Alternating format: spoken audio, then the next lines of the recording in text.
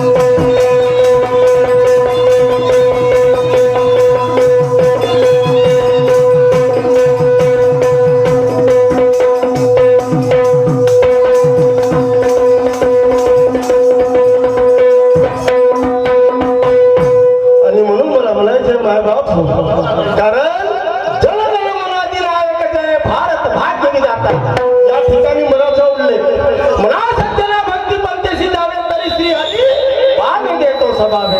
एवढंच नाही, एकही वर्ग शाळा शिकल्या नव्हत्या, अडाणी होत्या, अडाणी होत्या.